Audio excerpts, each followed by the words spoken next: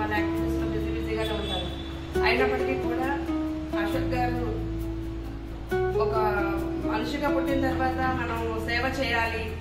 ఎందరో తల్లులు పిల్లలు వదిలేసిన తల్లులు, వృద్ధాప్యంలో ఉన్న తల్లులు కానీ పిల్లల అనాథ పిల్లలకి కానీ ఈ స్వచ్ఛంద సేవ సంస్థ ద్వారా వాళ్ళకి కావాల్సిన ఫుడ్, ఇతర ఉపయోగపడే దుప్పట్లే కానీ లేకపోతే క్లాత్సే కానీ ఫుడ్డే కానీ వాళ్ళ యొక్క మెడిసిన్ సంబంధించిన ఇతర అవసరాలన్నీ కూడా చూస్తున్నందుకు ఇటువంటి సేవా కార్యక్రమాలు చేస్తున్నందుకు కూడా హృదయపూర్వకంగా కృతజ్ఞతలు.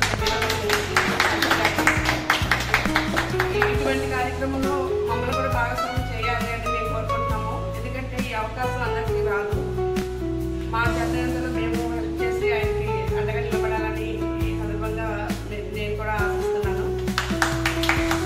అశోక్ గారు ఇటువంటి కార్యక్రమాలు ఇంకా ఎన్నో చేయాలి, ఇంకా ఎంతో మందికి అండగా నిలబడాలి అని ఒక వ్యక్తి అండగా ఉన్నారు అని అందరికీ నమ్మకం కలిగి ఒక భరోసాగా ఉండాలి అనేసి ఆశిస్తున్నాను. ఇటువంటి కార్యక్రమాలన్నీ కూడా ఎంతో సక్సెస్ఫుల్గా చేయాలనేసి మనస్ఫూర్తిగా కోరుకుంటున్నానండి. Thank you.